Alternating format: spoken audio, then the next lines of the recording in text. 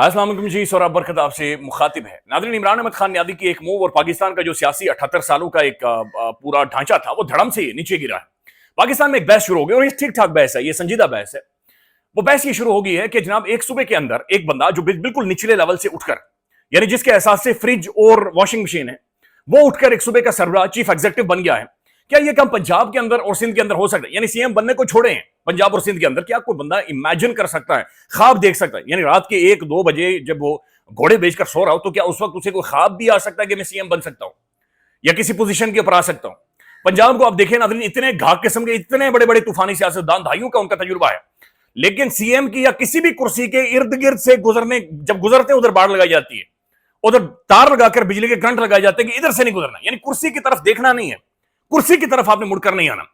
इस वजह से नाज़रीन ख्वाजा साद रफीक साहब का आप ट्वीट देखें, पाकिस्तान के टेलीविजन के ऊपर टाउट भी पूरा जोर लगा रहा है और वो कह रहे नहीं नहीं नहीं नीचे को इमरान खान ने लड़ाई करनी थी, लिहाजा दैट्स व्हाई इमरान खान सोहेल आफरीदी को लेकर आया है ताकि लड़ाई हो, ताकि मार कुटाई हो और सोहेल आफरीदी मार कुटाई खाए। हालांकि नाज़रीन वो चीफ एग्जीक्यूटिव बना है और इंशाअल्लाह ताला यहां से आप देखेंगे कि मामला सॉर्ट आउट होंगे, मामला बेहतरी की तरफ जाएंगे, नेगोशिएशंस की तरफ जाएंगे, टेबल टॉक की तरफ जाएंगे, डायलॉग की तरफ जाएंगे और ये चीजें होंगी, ये चीजें होंगी। उसकी वजह यह कि सोहेल आफरीदी को आप ब्लैकमेल नहीं कर सकते, उसकी कोई फिल्में नहीं है, उसकी कोई गर्लफ्रेंड नहीं है, वो पीता नहीं है, उसकी कोई ऑडियो रिकॉर्डिंग आपके पास मौजूद नहीं है, उसकी और कोई कमजोरी नहीं है, उसके बहुत बड़े कारोबार या शुगर मिलें या बहुत बड़ी बड़ी उसकी मिलें नहीं है, लिहाजा उसे कंट्रोल नहीं किया जा सकता। तो जब भी कोई जेन्युइन बंदा ऊपर आता है, एक वाकईतन अवामी रिप्रेजेंटेटिव ऊपर आता है, तो फिर बहुत ज्यादा मुश्किल होता है कंट्रोल करना या मैनेज करना। लेकिन टेलीविजन के ऊपर पूरा जोर लगाया जा रहा है ये एस्टेब्लिश करने के लिए कि नहीं नहीं नहीं ये चॉइस ही गलत है, सोहेल आफरीदी यानी बिल्कुल बंदा ये इस काबिल ही नहीं था, ये पूरा जोर। अच्छा नाज़रीन, दूसरी तरफ जो बड़ी खबर है और ये सबसे अहम खबर है और ये बहुत परेशान कुन खबर भी है बहुत सारे हवालों से, साद रिजवी और अनस रिजवी के बारे में नाज़रीन कोई इत्तला नहीं, कोई खबर नहीं है। मुख्तलिफ शुरलियां छोड़ी जा रही हैं, कोई कह रहा है कश्मीर में है, कोई कह रहा है फलानी जगह पर है, कोई कह रहा है फलानी जगह पर है। नाज़रीन हकीकत की बात यह है कि ये झूठ है। ऐसा मुमकिन ही नहीं है कि मुरीद के अंदर जो क्रैकडाउन हुआ वहां से साद रिजवी साहब या अनस रिजवी साहब वहां से निकल सकते, पॉसिबल ही नहीं था। वहां से मक्खी भी वहां से नहीं भाग सकती थी, जितना मैसिव क्रैकडाउन था, जितना कोऑर्डिनेटेड क्रैकडाउन था, जितना वेल थॉट आउट प्लान था मुरीद के में, सवाल ही नहीं पता होता कि ये वहां से भागे। फिर नाज़रीन बेशुमार पॉसिबिलिटीज हैं, इदारों की तहवील में हो सकते हैं, यह भी मुमकिन है कि जख्मी हो गए हों, शायद कोई ट्रीटमेंट चल रहा हो, ये पॉसिबिलिटीज हैं जो कि मुमकिन तौर पर डिस्कस की जा सकती है। एक और चीज है नाज़रीन जो जहन में आती है और अल्लाह ताला रहम करे, जिसम काम जाता है, तो वो तमाम तर पॉसिबिलिटीज भी सामने आ रही और नजर आ रही हैं। लेकिन ये भागने वाला कश्मीर चला गया है, वहां से निकल गए थे, दोनों भाई निकल गए थे, ये मुमकिन ही नहीं है, ये पॉसिबिलिटी ही नहीं थी। वहां से वो जितना बड़ा तगड़ा घेरा था वहां से निकलना लगभग नामुमकिन था। अब नाज़रीन एक और सवाल यहां पर यह पैदा होता है कि भाई तकरीबन 200-250 पुलिस वाला जख्मी हुआ है, बेशुमार की वीडियोस भी आ गई, एक पुलिस ऑफिशियल की जान चली गई है, इसका मतलब यह है कि वहां से असला चला है। अब दूसरी तरफ से भी नंबर बड़ा खौफनाक क्लेम किया जा रहा है। इसके ऊपर अभी तक कोई जुडिशियल कमीशन, कोई इंडिपेंडेंट इंक्वायरी, पाकिस्तान के टेलीविजन के ऊपर, समा टेलीविजन के ऊपर जो प्रोग्राम चला और एक एग्जेजरेटेड नंबर बताया गया, गलत नंबर समा टेलीविजन पर भी बताया गया, उसके अलावा किसी भी तरह की इवन डिबेट डिस्कशन के नेड़े तेड़े भी कोई नहीं जा रहा। हैरान कुन तौर पर नाज़रीन एक बड़ी मुजरिमाना गफलत नजर आ रही, एक बेहिसी नजर आ रही है, ये एक भांजपन है इस मुआशरे का जो नजर आ रहा है। नाज़रीन ये बात की बात है, मैं खुद इस जमात को ठीक नहीं समझता, इन्होंने बहुत नुकसान दिया पाकिस्तान को और इनके हवाले से जो भी गवर्नमेंट फैसला करेगी ठीक फैसला करेगी अब जाकर जो करेगी। लेकिन सवाल यह पैदा होता है कि नाज़रीन वहां पर लोगों को गोलियां मारी गई हैं, उन्हें छलने किया गया, भाई उनका खून बहा है और यही काम पुलिस ऑफिशियल के साथ भी हुआ है। तो जहां पर खून बहा है नाज़रीन, उस मामले को आप कैसे ओवरलुक कर सकते हैं? उस मामले के ऊपर कैसे यह मुआशरा इतना बेहिस हो सकता है? नाज़रीन बहुत सारे जो लिबरल प्रोग्रेसिव अपने आप को कहते हैं, नाज़रीन ऐसा महसूस हो रहा है उनके मुंह पर खून लगा हुआ है, वो इनका नाम सुनना पसंद नहीं करते, वो इनका नाम लेते हुए नाज़रीन उनकी चीखें निकलती हैं और वो अभी भी वाकईतन कैंपेन कर रहे हैं, मार दो, कुचल दो, उजाड़ डालो। यानी मैं तो देख रहा था नाज़रीन, एक तो ये भी कैंपेन करेंगे अफगानिस्तान के अंदर मौलवियों को भी मार दो, यानी अफगान गवर्नमेंट को, तालिबान गवर्नमेंट को भी मार दो, कुचल दो, उन्हें भी कुचल दो। तो ये कुचलने वाली नाज़रीन जो सारी चीजें हैं, ये कैसे समराइज होंगी ये हमें नहीं पता। बहरहाल इमरान खान की आवाज आई है कि इसके ऊपर जुडिशियल कमीशन होना चाहिए। देखिए मुआशरे नाज़रीन आगे तभी बढ़ते हैं जब ऐसे वाकयात के ऊपर आप कमीशन बनाते हैं और हकीकी जो असल तस्वीर है वो सबके सामने रखते हैं, नहीं तो ये सुलगते रहते हैं और ये दहाइयों तक आपका पीछा करते हैं, दहाइयों तक इनकी स्पेकुलेशन जारी रहेगी, दहाइयों तक पंजाब गवर्नमेंट मुजरिम ठहराई जाएगी, दहाइयों तक पुलिस और हमारे इदारे नाज़रीन मुजरिम ठहराए जाते रहेंगे अगर कमीशन नहीं बनता। اصل تحقیقات نہیں ہوتی, اصل تصویر نہیں دکھائی جاتی کہ کیا وہاں پر اس جو قافلہ تھا اس کے اندر کتنے لوگوں کے پاس اسلحہ تھا, کون کون سا اسلحہ تھا, پولیس نے کیا کیا, کس نے کہا تھا کہ گولی چلانی ہے, کس نے کہا تھا مذاکرات نہیں کرنے, جب تک یہ ساری چیزیں نہیں ہوتی.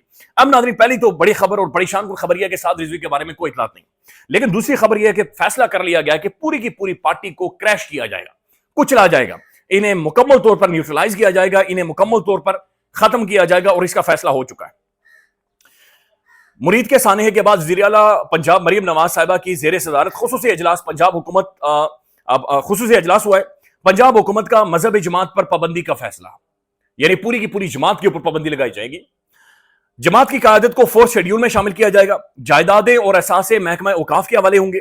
ان کے پوسٹرز, ان کے بینرز اور اشتہارات پر مکمل پابندی عائد کی جائے گی. تو یعنی فیصلہ ہو چکا ہے پنجاب گورنمنٹ کی جانب سے, نیوٹرلائز, ایلیمینیٹ, کریش کر دینی ہے, ہم نے انہیں بالکل فلیٹن کر دینا ہے, فارغ کر دینا ہے.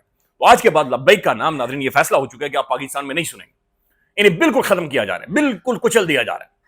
ناظرین یہ وہ پارٹی ہے یا یہ وہ سیاسی جماعت ہے. اچھا سیاسی جماعتیں واقعتاً ایسی نہیں ہوتی, یہ بھی ٹھیک آرگومنٹ ہے کہ اتنی زیادہ ہارڈ لائنر اور پھر جن کا نعرہ یہ ہو کہ سر تن سے جدا, یہ سب سے خوفناک نعرہ ہے, اور اس کا بے شمار لوگ شکار ہوئے. کرسچن کمیونٹی ناظرین ولنریبل انہیں کر دیا گیا تھا پاکستان کے اندر, لیکن انہیں پروان چڑھایا گیا, انہیں الیکشن کمیشن میں رجسٹر کروایا گیا, انہیں باقاعدہ سے الیکشن لڑنے دیا گیا, اور اس نعرے کے اوپر الیکشن لڑنے دیا گیا. یعنی اس معاشرے کو مزید ریلیجیسلی ایکسپلوئٹ کرنے کی کوشش کی گئی, سخت ترین ایکسپلوئٹ کرنے کی کوشش کی گئی. پھر ناظرین یہ تھانوں میں زبردستی تھانوں کا گھیراؤ کر کے ایف آئی آر کرواتے ہیں. تو بہت ساری چیزیں ان کے کھاتے میں آتی ہیں, اور ان کے حوالے سے جو بھی گورنمنٹ اب فیصلہ کر رہی ہے بہت پہلے ہو جانا چاہیے تھا. اس سے پہلے انہوں نے عمران خان کی گورنمنٹ کو ڈسٹیبلائز کیا, اس سے پہلے انہوں نے نون لیگ کی گورنمنٹ کو ڈسٹیبلائز کیا, اس سے پہلے انہوں نے مختلف لوگوں کی زندگیاں خطرے میں ڈالی ہیں, وہ اور بات ہے. لیکن یہ جو مرید کے اندر ناظرین گولی چلی ہے, مرید کے اندر جو لاشیں گری ہیں, جو خون اس کی جو بو ہر طرف پھیل رہی ہے, وہاں پر جو لاشیں سلگ رہی ہیں, وہ دھواں وہاں سے نکل رہا ہے قبروں میں سے, اس کا خلاصہ یہ پہلے ہونا بہت زیادہ ضروری ہے. اب ناظرین یہ بھی فیصلہ کر دیا گیا کہ 4-5 ہزار ان کی لسٹیں مکمل تیار کر لی گئی ہیں, اور 4-5 ہزار لوگوں کو اس جماعت کے اس پارٹی کے لوگوں کو گرفتار کیا جائے گا, ارسٹ کیا جائے گا. اچھا یہ حکومت کی جانب سے پلان ہے. دوسری جانب سے ناظرین تمام تر جو ان کے مولوی حضرات ہیں انہوں نے اعلان کر دیا ہے کہ جناب باہر نکلیں, پاکستان میں نکلیں. ایک تو ان کے ٹویٹر ہینڈل سے ایک پیغام آیا ہے, اور اس میں یہ کہا گیا ہے کہ مورخہ 17 اکتوبر یعنی کل کے دن بروز جمعہ تنظیمات اہل سنت کا ملک بھر میں احتجاج کا اعلان, شہداء کی جستے خاکی مبارک واپس کرو, زخمی اور گرفتار کارکنوں کو فی الفور رہا کرو, اور پھر جو سعد رضوی اور انس رضوی ہیں ان کی قیادت سے انہیں رہا کرو اور قیادت کے ساتھ مذاکرات کرو. تو یہ ابھی بھی کہہ رہے ہیں کہ ہمارے ساتھ مذاکرات کریں, نیگوشیٹ کریں, ٹیبل پر بیٹھیں, ڈسکس کریں. ناظرین ٹیبل پر بیٹھنا ضروری ہے, مسئلے کا حل ٹیبل پر بیٹھنا ہی ہے, اس کے علاوہ نہیں ہے. یہ جو اسٹیٹ نے اپنا دکھایا, مسل دکھایا, یہ پہلے دکھانا چاہیے تھا, اور پہلے چیزیں چھوٹی چھوٹی پاکٹس کے اوپر جب یہ جا کر رہے تھے وہاں پر ریزسٹ کرنا چاہیے تھا, وہاں پر نہیں کیا گیا. یہ انہیں بڑا ہونے دیا گیا, مزید بڑا ہونے دیا گیا. لیکن اب بھی یہ بہرحال کہہ رہے ہیں کہ ہمارے ساتھ بیٹھیں, ہمارے ساتھ نیگوشیٹ کریں, اور ہمارے ساتھ ناظرین چیزوں کو ابھی بھی بیٹھ کر ڈسکس کریں. اچھا دوسری طرف ان کی جانب سے مکمل ایک پریس ریلیز آئی ہے, اور اس میں بھی کہا گیا ہے کہ ملک بھر کی اہل سنت جماعتوں کا مشترکہ اعلامیہ جاری ہوا ہے. ملک بھر کی تمام تنظیمات اہل سنت کی مشترکہ اعلامیہ کہا گیا ہے کہ سانحہ پاکستان کی تاریخ کا سیاہ ترین دن ہے اور اہل سنت کی نسل کشی کے مترادف ہے. تو یہ وہ بیانیاں لینا شروع ہو گئے ہیں, یہ وہ اس چیز کو اب آگے لانا شروع ہو گئے ہیں کہ ہمارے اوپر جو خوفناک ظلم ہوا ہے, اور بدقسمتی سے ناظرین ان کے ساتھ ظلم ہوا ہے, ان کے ساتھ زیادتی ہوئی ہے, انہیں گھیر کر مارا گیا, اس میں کوئی دوسری رائے نہیں.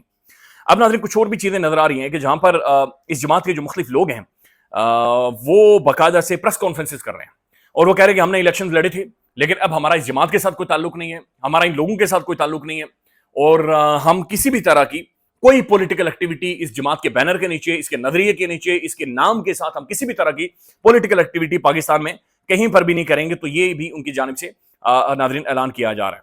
اچھا ناظرین دوسری طرف ایک اور بڑی انٹرنیشنل انٹرسٹنگ ڈیولپمنٹ ہے. وہ ڈیولپمنٹ یہ ہے کہ اچانک سے ڈونلڈ ٹرمپ نے یہ اعلان کر دیا ہے کہ so I was not happy that India was buying oil and he assured me today that they will not buying oil from Russia.